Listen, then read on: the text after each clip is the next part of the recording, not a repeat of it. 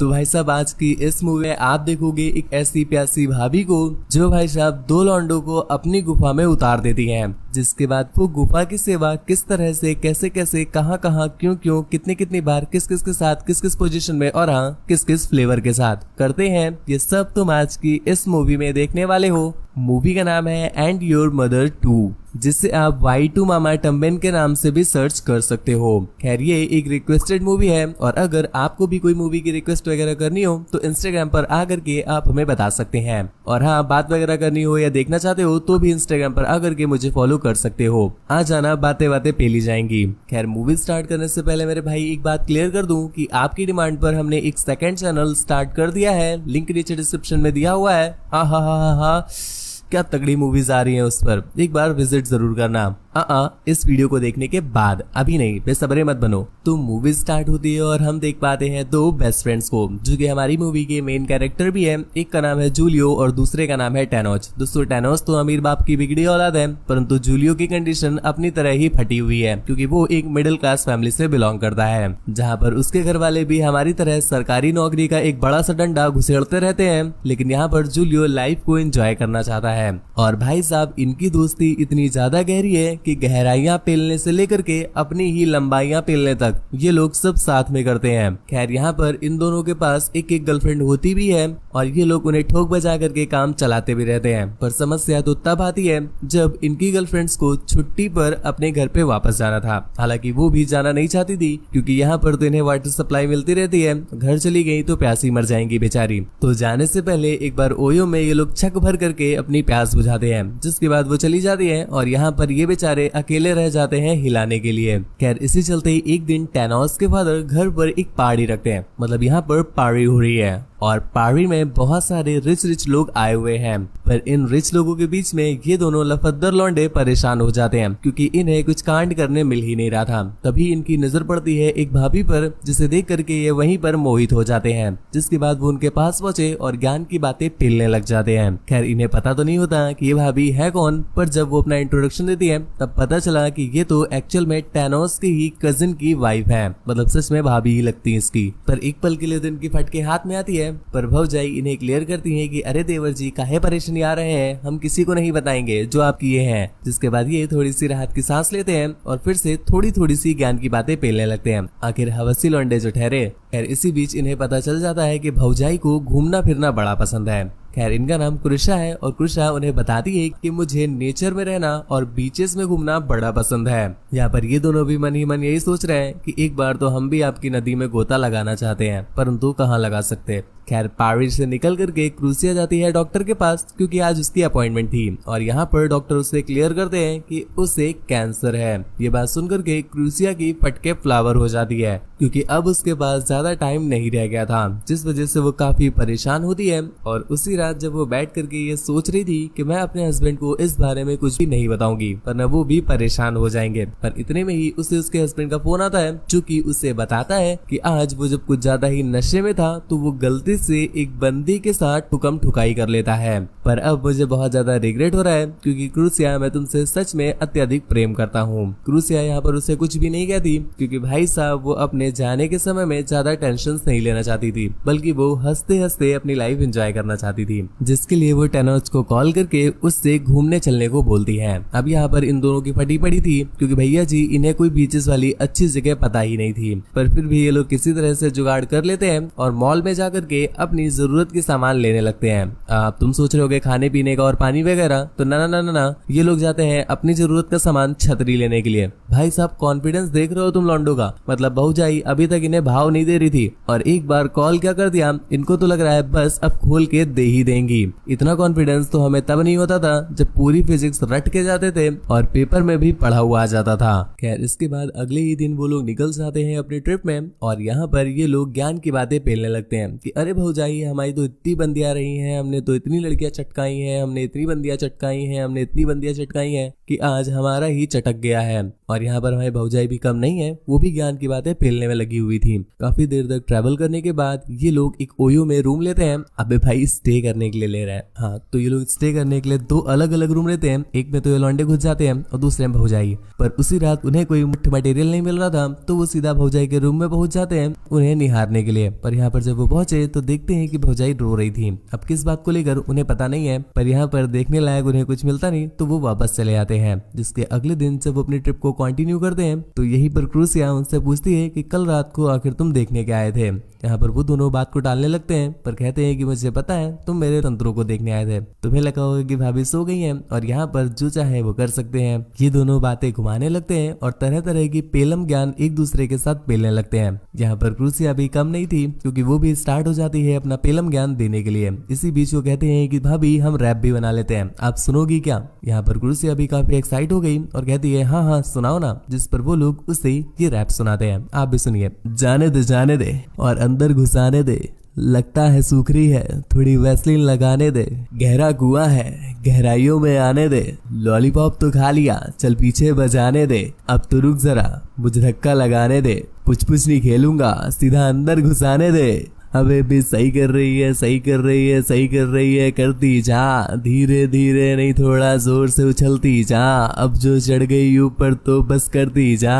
हाँ पकड़ ले पकड़ ले पकड़ ले पकड़ ले पकड़ ले पकड़ ले, जो तेरे मन में आए वो पूरा का पूरा पकड़ ले, फोटो से भी बड़ा है एक बार अंदर लेके जकड़ ले, हाँ जकड़ ले जकड़ ले जकड़ ले जकड़ ले जकड़ ले, एक बार अंदर लेके जकड़ ले।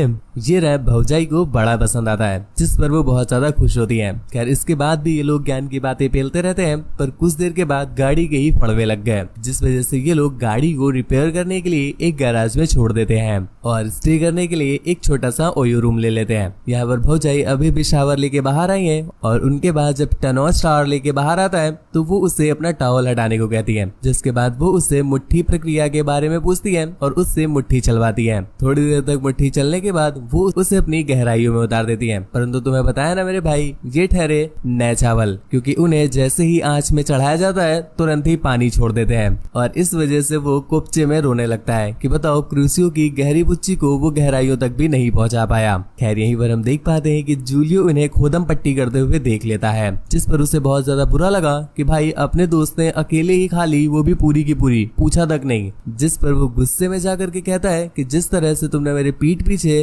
क्रूसियो को बजाया है ना, ठीक वैसे ही मैंने भी तुम्हारी बंदी को पीठ पीछे बजाया है। अब ये बात सुनने के बाद तो उसकी फटके 64 हो जाती है। इस पर वो बहुत ज्यादा गुस्सा होता है और उनकी लड़ाई होने लगती है। जिसके बाद रात में हम देख पाते हैं कि जूलियो उससे माफी मांगता है कि चलो ठीक है यार, बजाई तो बजाई, अब क्या ही कर सकते हैं। पर टैनोस अभी भी उससे गुस्सा था, जो चीज हम देख पाते हैं अगले दिन, क्योंकि ये तीनों के तीनों ही एक दूसरे से बात नहीं कर रहे थे। तुरंत ही भौजाई को समझ में आ गया कि कल रात जो हमने उसे जन्नत की सैर कराई है, इसी वजह से जूलियो नाराज है। जिस पर वो कार के पीछे जाकर के अपनी गुफा का द्वार जूलियो के लिए खोल देती है। अब टैनोस जब ये देखता है तो भैया तो उसकी झाड़ियां ही जल जाती हैं कि क्रूसियो तुम ये क्या कर रही हो, अभी तुमने मुझे दिया था और अब तो तुम्हारी पुच्छी का रक्षक मैं बन गया हूँ, ऐसे में तुम किसी दूसरे का वायरस क्यों इंसर्ट करा रही हो। क्रूसियो उसे समझाते हुए कहती है कि कल तो तुमने सवारी करा दी ना, अब आज इसकी बारी है, अब मैं इसके घोड़े की सवारी करूंगी। इस पर उसे बहुत ज्यादा गुस्सा आता है और वो कार को रोक कर वहाँ से चला जाता है। क्रूसियो को अभी इस चीज से घंटा फर्क नहीं पड़ रहा, क्योंकि उसे तो खुद ही घंटा चाहिए, तो वो लग जाती है उसके घंटों को अनबॉक्स करने में। यहाँ पर जूलियो भी उसे खास मना नहीं करता। जिसके बाद हम देखते हैं ये लोग कार को डांसिंग कार बना देते हैं और दूसरी तरफ टैनोस आंसू बहा रहा होता है। कुछ सेकंड बाद भौजाई भी अपना कार्यक्रम करके वापस आती है। हाँ सेकंड मेरे भाई, क्योंकि ये दोनों के दोनों साले इनो निकले, काम खत्म करे 6 सेकंड में। और यहाँ आकर के वो टैनोस को समझाती है कि आखिर तुम लोगों के साथ हो क्या गया है, तुम दोनों ने एक साथ होकर के ये प्लान बनाया था कि तुम मेरी बजाओगे, अब यहाँ पर मैं खुद एक साथ दोनों को दे रही हूँ, तो तुम दोनों के बीच दूरियां बन रही है, मतलब तूतिया होगा बे।